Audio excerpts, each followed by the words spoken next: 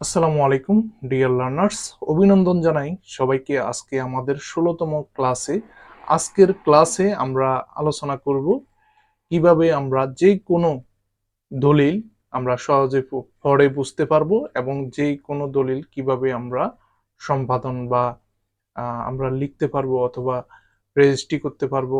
Registry করতে আমাদের যেই খরচ বা দলের রেজিস্ট্রেশন ফিস কিভাবে আমরা ক্যালকুলেশন করব, বিভিন্ন বিষয়ে আজকের ক্লাসে আপনাদের সাথে আলোচনা করব।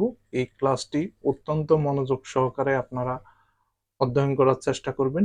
এই ক্লাসের সাথে যে সকল ম্যাটেরিয়ালস বা শিট পিডিএফ দেওয়া হবে সেগুলো আমাদের এই প্রথম ভিডিওর এক্সারসাইজ ফাইল হিসাবে সংযুক্ত করা হবে, সেখান থেকে আপনারা ডাউনলোড করে নেবেন।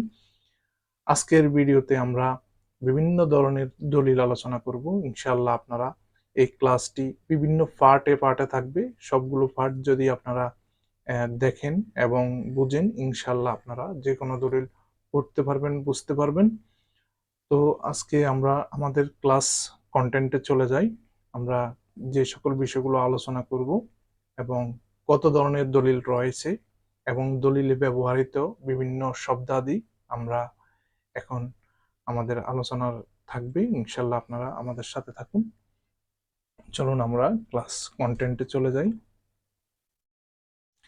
আজকে আমাদের এই ভিডিওতে আমাদের শিখার যে বিষয়গুলো সেগুলো হচ্ছে বিভিন্ন ধরনের দলিল পরিচিতি, সাবকবলা দলিলের বিস্তারিত, তারপর অন্যান্য দলিল সম্পর্কে ধারণা এবং লিখন পদ্ধতি। অর্থাৎ আমরা সাবকবলা দলিলের উপর বেশি ফোকাস রাখবো, যাতে করে আমরা সাবকবলা দলিলের বিস্তারিত জানতে পারবো এবং অন্যান্য দলিলগুলোও কিন্তু এই সাবকবলা দলিলের সাথেই কিন্তু সামঞ্জস্যপূর্ণ। সুতরাং আমরা যদি এই সাবকবলা দলিল ভালো করে বুঝি তাহলে আমরা অন্যান্য দলিলও কিন্তু লিখতে পারবো। তো অন্যান্য দলিল সম্পর্কেও আলোচনা করব। তারপর দলিল রেজিস্ট্রি করার খরচ কিভাবে আপনারা বাহির করবেন, অর্থাৎ কেউ যদি আপনাকে একটি দলিল রেজিস্ট্রি করার দায়িত্ব দেয় সেক্ষেত্রে কত খরচ হতে পারে, কোন বাবদ কত খরচ, বিভিন্ন ক্যালকুলেশন কিভাবে করবেন, ম্যানুয়ালি কিভাবে করবেন, ডিজিটাল পদ্ধতিতে কিভাবে করবেন, বিভিন্ন বিষয়াদি আলোচনা করব। এছাড়া আমরা পুরাতন দলিল কিভাবে পড়তে পারবো সেই বিষয়টিও আলোচনা করব। তো চলুন আমরা সংক্ষেপে আলোচনা করি কোন ধরনের দলিলকে কি দলিল বলা হয়। আমরা এটা আসলে বিস্তারিত আলোচনা করার বিষয় না, জাস্ট নামগুলোর অর্থ আপনাদের বলে যাব এবং কোন ধরনের দলিলকে কি নামে অবহিত করা হয় সেই বিষয়গুলো আপনাদের সাথে এখন সংক্ষেপে আলোচনা করব। আমাদের দেশে মূলত 9 ধরনের দলিল সবচেয়ে বেশি সম্পাদন এবং রেজিস্ট্রেশন করা হয় এবং এছাড়াও এই 9 প্রকারের দলিল ছাড়াও কিন্তু আরো বিভিন্ন ধরনের দলিল কিন্তু রেজিস্ট্রি হয় বা সম্পাদন হয়। সেগুলোও কিন্তু আপনারা আস্তে আস্তে বুঝতে পারবেন। বেসিক 9 প্রকারের দলিল এখন আমি আপনাদের সাথে আলোচনা করব। এই বেসিক দলিলগুলো সম্পর্কে যদি আপনারা আইডিয়া থাকে, অন্যান্য দলিলগুলোও কিন্তু আপনারা সম্পাদন করতে পারবেন, রেজিস্ট্রেশন করতে পারবেন এবং ফিসও ক্যালকুলেশন করতে পারবেন। সুতরাং আমরা এই 9 প্রকারের দলিল সম্পর্কে আমরা আগে সংক্ষেপে সংক্ষেপে একটু জেনে নিই। যেমন এখানে আছে সাবকবলা দলিল, দানপত্র দলিল, হেবা দলিল, হেবাবিল এওজ দলিল, এওজ দলিল, বন্টননামা দলিল, ওসিয়তনামা দলিল, উইল দলিল, নাদাবি দলিল এবং সাবকবলা দলিল। আসুন আমরা এই দলিলগুলো সম্পর্কে একটু সংক্ষেপে জেনে নিই। প্রথমে আসি সাবকবলা দলিল। এই দলিল যখন একজন ব্যক্তি আরেকজন ব্যক্তির নিকট নগদ টাকার বিনিময়ে যদি কোনো সম্পত্তি বা স্থাবর সম্পত্তি বা জমি জমা বিক্রি করে তখন তাকে সাবকবলা দলিল বলে। অর্থাৎ নগদ টাকার বিনিময়ে যদি কোনো সম্পত্তি গ্রহণ করা হয় সেটাকে খরিদা দলিল, বিক্রয় কবলা, সাবকবলা বিভিন্নভাবে অবহিত করা হয়, কিন্তু কাগজে কলমে সেটাকে সাবকবলা দলিল হিসাবে উল্লেখ করা হয়। এই গেল সাবকবলা দলিল। তারপর হচ্ছে আরেকটা দলিল, সেটা হচ্ছে দানপত্র দলিল। এই দানপত্র দলিল অনেকটা সাবকবলা দলিলের মতোই, শুধু এখানে বিনিময়টা দেখানো হয় যে দান করা হয়েছে, কিন্তু সাবকবলা দলিলে বিনিময় টাকার বিনিময়ে সম্পত্তি হস্তান্তর করা হয়, আর দানপত্র দলিলে আপনার কোনো বিনিময় ছাড়া আপনার এই সম্পত্তিটা একজনকে দান করা হয়। তো সাবকবলা দলিল আর দানপত্র দলিল আরেকটা পার্থক্য হচ্ছে রেজিস্ট্রেশন খরচ।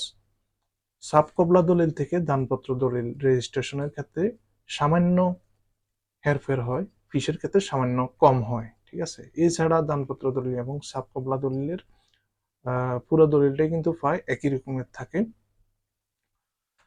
তো এই ক্ষেত্রে একজন মুসলিম ভিন্ন ধর্মের মানুষকেও কিন্তু দান করতে পারে, বা একজন ভিন্ন ধর্মের মানুষ একজন মুসলিমকেও কিন্তু দান করতে পারে, ঠিক আছে। তো এটা অনেকটা সাবকবলা দলিলের মতো, শুধু ফিসের ক্ষেত্রে একটু রেজিস্ট্রেশন ফি একটু কম হয়ে থাকে। বিশেষ কোনো কারণ না থাকলে শুধুমাত্র রেজিস্ট্রেশন খরচের জন্য দানপত্র না দেওয়াই উত্তম, সেই ক্ষেত্রে অবশ্যই সাবকবলা দলিল সম্পাদন করাই ভালো। তারপর যে দলিলটি সেটা হচ্ছে হেবা দলিল। হেবা দলিলও ওয়ান কাইন্ড অফ দান দলিল।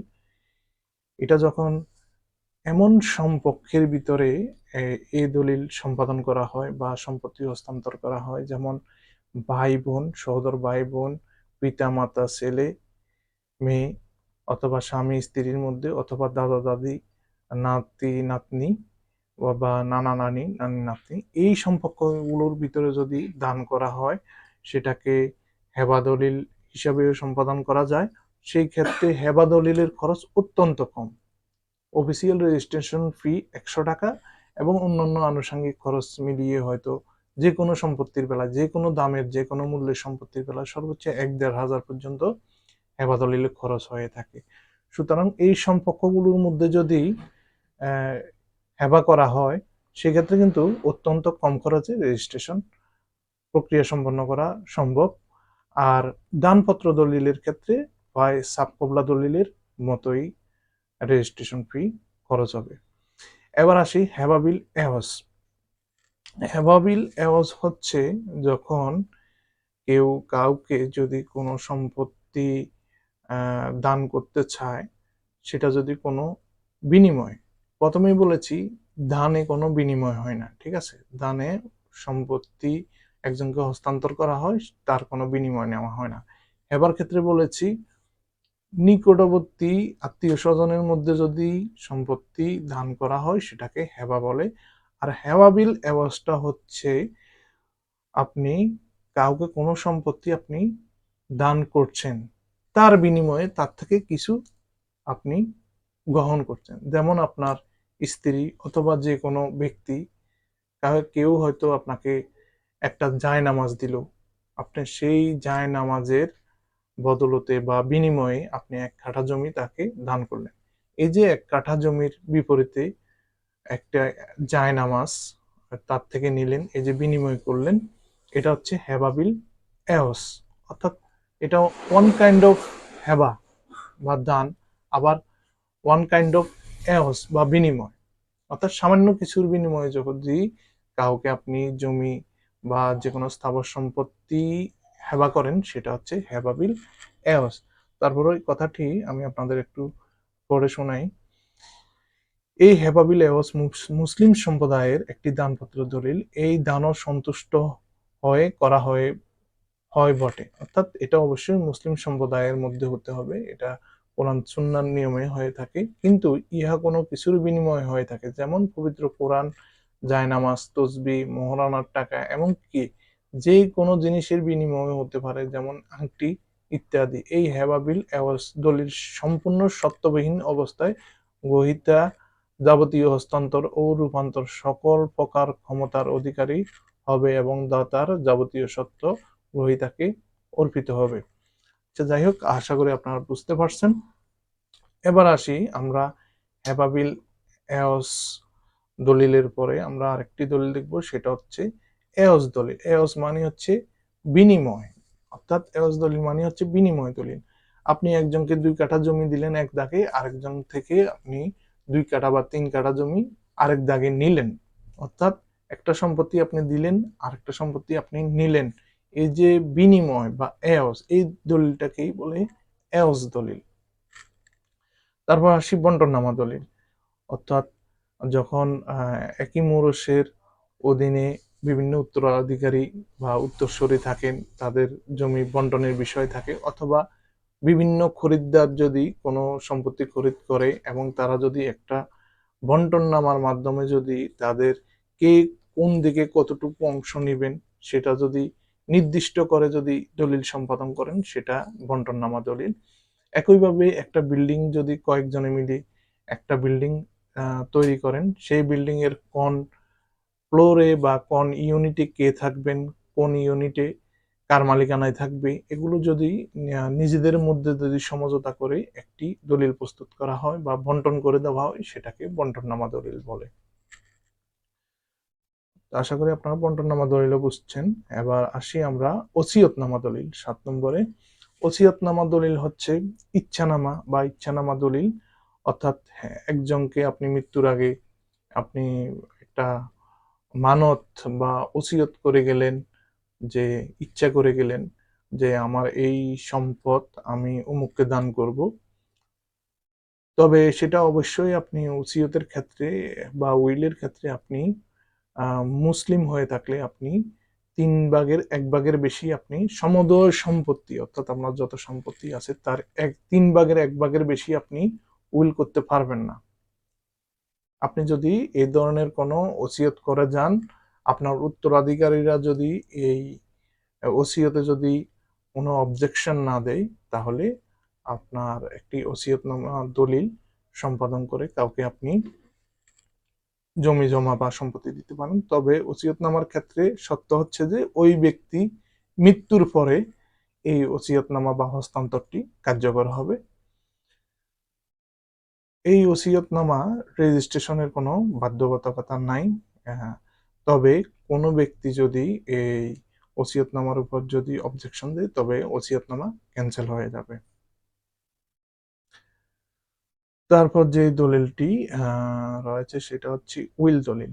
এই যে একটু আগে ইচ্ছানামা বললাম, সেটা ওসিয়তনামা দলিল, সেটা হচ্ছে মুসলিম সম্প্রদায়ের ভিতরে 3/1 বেশি ওসিয়ত করতে পারবেন না। আর উইল দলিল, এই উইল দলিল হচ্ছে ইসলাম ধর্ম ব্যতীত অন্যান্য ধর্মের ক্ষেত্রে প্রযোজ্য। যেমন হিন্দু সম্প্রদায়ের লোক তাদের নিজস্ব সম্পত্তি তাদের আত্মীয়দের মধ্যে যাকে ইচ্ছে উইল করে দিতে পারেন। যিনি উইল করবেন তিনি জীবিত কালে একের অধিক উইল করতে পারেন, কিন্তু সর্বশেষ যে উইল করলেন কেবল এটাই কার্যকর হবে। এই যে এটা হচ্ছে অন্যান্য ধর্মাবলম্বীদের ক্ষেত্রে ইচ্ছানামা দলিল।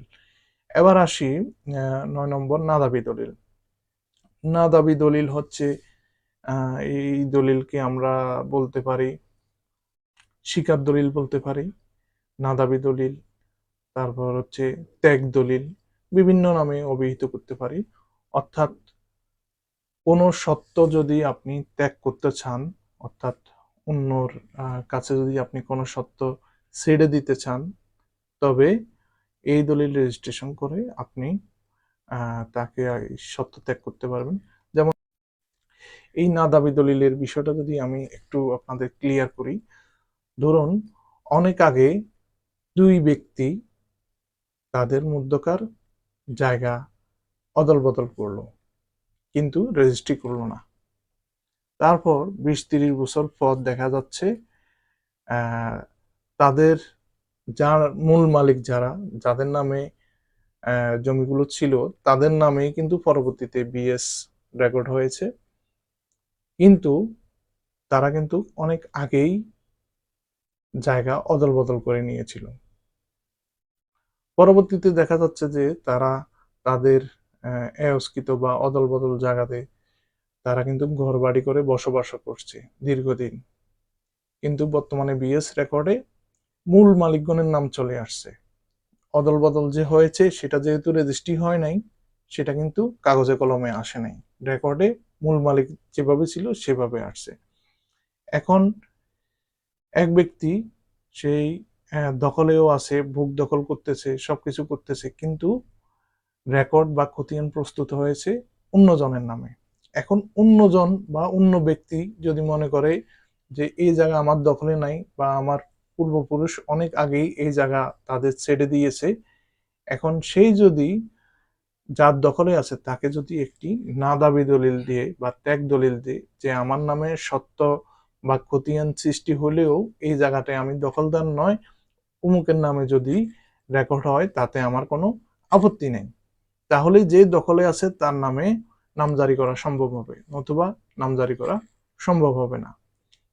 এই না দাবি দলিলের দেওয়ার উদ্দেশ্যই হচ্ছে আপনার নামে যদি কোনো রেকর্ড চলে আসে তাহলে সেই দাবি আপনি ত্যাগ করলেন, তাহলে অন্যজন সেই সত্ত্বের মালিক হবে এবং সেই সত্ত্ব অনুযায়ী সেই নামজারি করে নিতে পারবেন। এটাই হচ্ছে না দাবি দলিল। অর্থাৎ আপনি কোনো জমির উপর আপনার সত্ত্ব ত্যাগ করলেন। তো আশা করি আপনারা এই 9 রকমের দলিলের সম্পর্কে সংক্ষেপে জানতে পারলেন। আমরা পরবর্তী পার্টে আমরা আলোচনা করব সাব বিক্রয় দলিল কিভাবে আপনারা সহজে পড়তে পারবেন, লিখতে পারবেন, বুঝতে পারবেন। আমরা পরবর্তী পার্টে সাব বিক্রয় দলিল বা সাব কবলা দলিল সম্পর্কে আলোচনা করব।